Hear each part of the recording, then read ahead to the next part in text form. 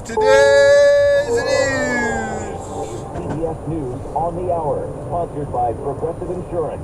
I'm Deborah Rodriguez. 5 days of official mourning are underway in Iran after President Ebrahim Raisi and the country's foreign minister were confirmed dead overnight in a helicopter crash.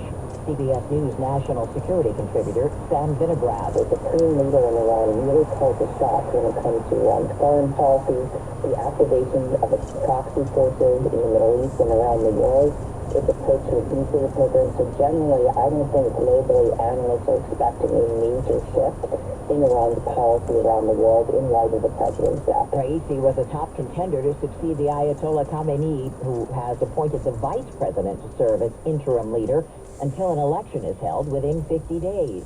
The chief prosecutor of the International Criminal Court says he's seeking arrest warrants for Israeli Prime Minister Benjamin Netanyahu and 3 Hamas leaders over the 7-month war.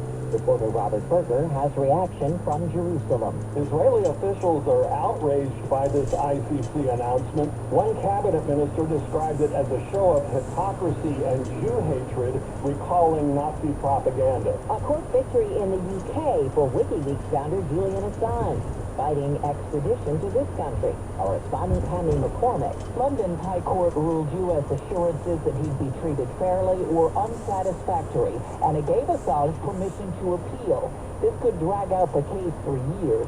Assange faces espionage charges in the U.S. for the WikiLeaks disclosures 15 years ago.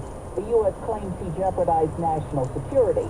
His lawyers insist he was a journalist, exposing U.S. military wrongdoing in Iraq and Afghanistan. The container ship that slammed into the Francis Scott Key Bridge in Baltimore in March, triggering its deadly demise, is finally on its way. WCOP's Luke Lukert. 3-hour journey, just 2.5 miles back to the Port of Baltimore, where additional wreckage and containers will be removed over the coming days. Maryland Governor Wes Moore says with this development, they hope to reopen a channel for port traffic by the end of the month. Former President Trump's arrived at court in New York as his hush money trial enters its final phase. They have no case, they have no crime. It's been determined by everybody, every legal scholar. The prosecution poised to complete its case by calling former fixer Michael Cohen to the stand to wrap up cross-examination. The defense has not announced yet whether it will call witnesses of its own.